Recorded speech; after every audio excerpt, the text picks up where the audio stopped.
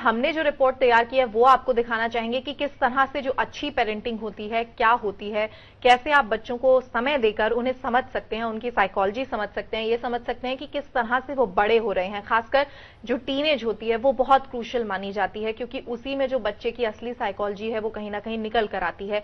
और आजकल जो बच्चे होते हैं बहुत अर्ली स्टेजेस में वो बड़े हो रहे हैं। बहुत जरूरी है उनके साथ समय बिताना। एक जैसे डॉक्टर साहब ने कहा, एक मील आप दिन में खाएं और शायद आप समझ पाएं कि क्या कुछ चल रहा है आपके घर में। तो जितना जरूरी है आपका करियर पर ध्यान देना, जितना जरूरी है आपका अपने आप के लिए समय निकालना, उतना ही जरूरी है आपका अपने बच्चे के लिए समय निकालना। देखते हैं इस रिपोर्ट में।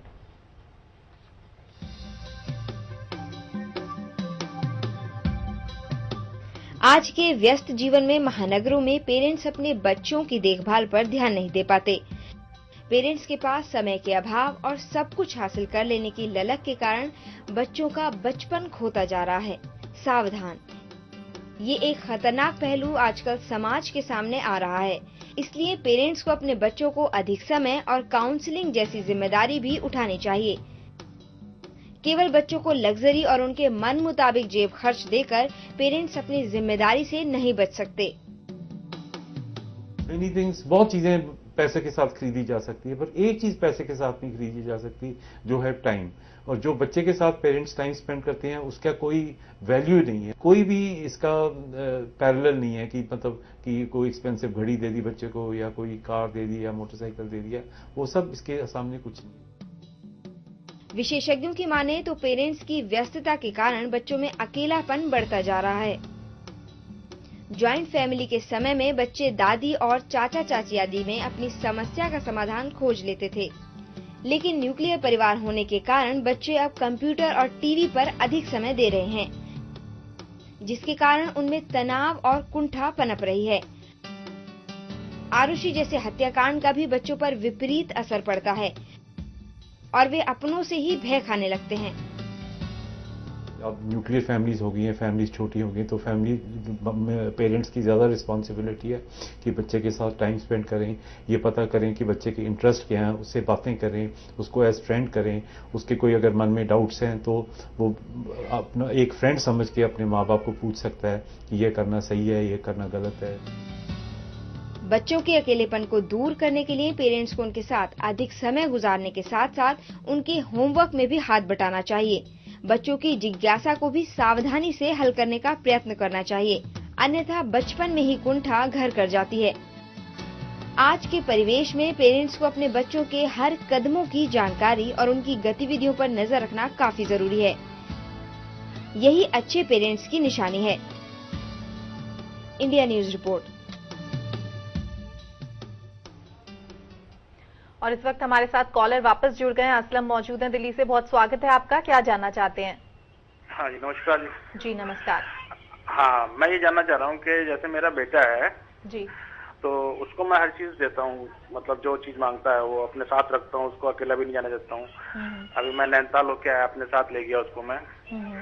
तो कहीं उसकी आदत तो नहीं बिगड़ गया, वो बहुत जिद्दी टाइप का हो गया। वो कहता है कि जो चाहिए मुझे दिलाओ, कहीं से भी दिलाओ। अगर उसको नहीं दिलाते हैं तो बहुत गुस्सा करता है, यहाँ तक कि वो दीवारों पे अपना सर मारने को तैयार हो जाता है।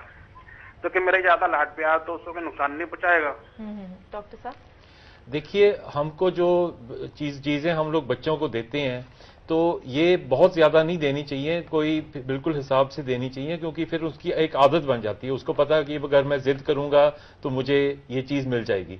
तो ये आपको ये बच्चे को समझाना चाहिए, देखो कि जिद करके आपको चीज नहीं मिलेगी। जैसे आपने कोई उसको एक्सपेंसिव गिफ्ट दे दिया बर्थडे पे, कोई और ओकेजन पे, या महीने में एक बार इतनी पॉकेट मनी दे दी, इतने, मतलब उसको पता होना चाहिए ये कोई हिसाब से चीज आ रही है, ना कि वो जिद करे या रोने लग जाए और वो जिद पूरी हो जाए, फिर उसकी एक आदत बन जाएगी और आगे जाके जिंदगी में उसको प्रॉब्लम आएगी। तो कहीं ना कहीं कंट्रोल लगाने की जरूरत है।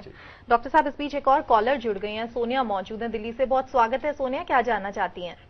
मैं ये पूछना चाहती हूँ, मेरा बेटा 2.5 साल का है, वो जिद करता है हर एक बात के लिए। हालांकि हम लोग उसको सब कुछ देते भी हैं, पर वो पीछे पड़ जाता है, या अगर हम लोग मना करते हैं, समझाते हैं, फिर वो मारता है आगे से। तो हमें क्या करना चाहिए उसके लिए?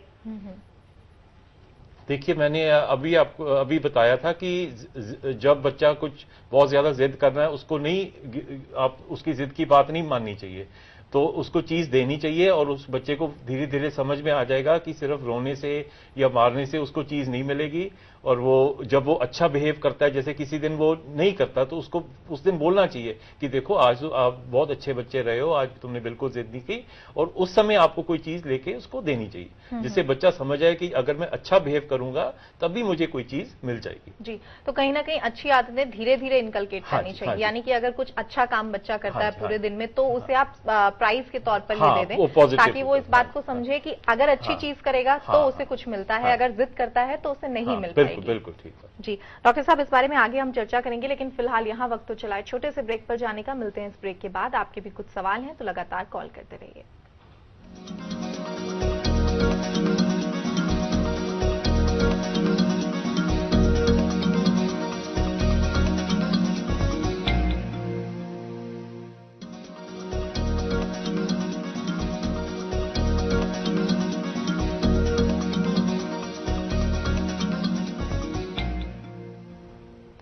स्वागत है आपका ब्रेक के बाद। डॉक्टर साहब, जिस तरह से बात हमारी चल रही थी जिद से जुड़ी हुई, तो जैसे आपने बताया कि जिद जो है बच्चे की, एक तरफ से घुटने आप मत टेकिए जिद के सामने, उन्हें थोड़ा सा मौका दीजिए संभलने का, और फिर जब वो संभल जाएं, अच्छा काम करें, तो आप प्राइज दें। तो कुछ जैसे असलम खान का जो फोन आया था, उन्होंने कहा था दीवार पे सिर मारता है, इस तरह की हरकतें किस तरह से रोकी जा सकती हैं? देखो, ये धीरे धीरे बच्चे को समझ में आ जाएगा कि ये जो सिर्फ मैं अगर कोई ब्लैकमेल करने की कोशिश करूंगा, रोऊंगा या कोई चीज मांगूंगा, ये काम नहीं करेगा, क्योंकि हमने बच्चे को आगे लाइफ के लिए भी ट्रेन करना है, नहीं तो वो आगे लाइफ में भी ऐसे करने की कोशिश करेगा। जी। तो हम लोग कई बार क्या देखा गया कि माँ बाप क्या करते हैं, उनके पास टाइम नहीं होता, तो बच्चे ने थोड़ी सी जिद की, वो क्योंकि गिल्टी फील करते हैं कि हम टाइम नहीं दे रहे बच्चों को, तो वो एक्सपेंसिव चीजें लेके दे देते हैं, और ये सॉर्ट ऑफ जस्टिफाई करते हैं कि हम तो हर एक चीज बच्चे को दे रहे हैं। वो होता है कि हम हर एक फिजिकल चीज दे रहे हैं बच्चे को, तो जैसे टाइम स्पेंड करेंगे, बच्चे को बार बार स्पेंड करेंगे, उसके साथ घूमने जाएंगे, उसको बताओ कि देखो ये चीज ठीक है, ये गलत है। कोई आप सीरियल देख रहे हो, बच्चा साथ बैठा है, कोई चीज गलत हो रही है उस सीरियल में, तो आप बच्चे को आप बता सकते हो कि देखो ये तरीका ठीक नहीं था इस फलानी एक्ट्रेस का, तो बच्चा धीरे धीरे वो चीज समझ जाता है। जी डॉक्टर साहब, इस बीच परवीन मौजूद है, दिल्ली से कॉलर है हमारे साथ। बहुत स्वागत है परवीन, क्या जानना चाहते हैं? हेलो जी जी जी, हमारे जो बच्चे है ना, स्कूल में जाता है तो 10 रुपए लेके जाता है, जब तक 10 रुपए नहीं देते तो जाता ही नहीं स्कूल में। पहली क्लास में ही है, नर्सरी में बच्चा, ये जिद करता ही जाता ही नहीं, देना ठीक है इसको। मतलब नर्सरी में फर्स्ट में है बच्चा और 10 रुपए लिए बिना वो स्कूल नहीं जाता, मतलब अब स्कूल जाने के लिए बच्चों को रिश्वत देनी पड़ेगी। देखो, ऐसा ये बच्चे के साथ कभी उस समय नहीं आप कर सकते जैसे बच्चा स्कूल में जाने वाला है, पर आप अलग से उसके साथ बैठ के फैसला कर सकते हो कि देखो अगर आप 10 रुपए रोज लेते हो, 300 रुपए पर मंथ आपकी पॉकेट मनी है, तो बच्चे को एक उसके लिए कोई जस्टिफिकेशन देना चाहिए। वो क्या करता है, क्या वो उसके साथ कोई खाने की चीज खरीदता है? अगर कोई खाने की चीज खरीदता है, आप घर में कोई परोठा या सैंडविच बना के दे सकते हैं और समझा सकते हैं कि ये आपको पैसे लेके जाने की जरूरत नहीं है। और अगर उसका कोई खर्चा जस्टिफाइड है, जैसे कोई वहां ठंडा पानी नहीं होता, उसको कोई कोल्ड ड्रिंक पीना पड़ता है, तो अब आप बच्चे के साथ फैसला करिए कि इतना ही आपको मिलेगा महीने में, या 100 रुपए मिलेंगे, या ये इससे आपने अपनी टॉफीज भी खरीदनी है। अब ये मतलब उसको अपनी बाउंड्री पता होना चाहिए और अपना बजट पता होना चाहिए, क्योंकि लेटर लाइफ में ये बहुत जरूरी होगा कि वो ये नहीं कि जब भी वो पैसे मांगे तो उसको मिल जाए, उसको जस्टिफाई दिखाना पड़ेगा। जी जी, और इकट्ठे आपके साथ सलाह करके पॉकेट मनी फिक्स करनी पड़ेगी बच्चे के साथ। डॉक्टर साहब, इस बारे में आगे भी हम चर्चा जारी रखेंगे, लेकिन फिलहाल दर्शकों को एक बार फिर से हम अपना नंबर बता दें। अगर आप कॉल करना चाहते हैं, हमारे कार्यक्रम में शामिल होना चाहते हैं, डॉक्टर साहब से कोई सवाल पूछना चाहते हैं, तो नंबर स्क्रीन पर इस वक्त फ्लैश हो रहा है, 011-6623-1000। इसके अलावा आप हमें SMS के द्वारा भी कांटेक्ट कर सकते हैं। इसके लिए आपको सिर्फ HTH टाइप करना है अपने मोबाइल पर और स्पेस दें, उसके बाद अपना प्रश्न लिखें और उसे SMS करें 549954 पर।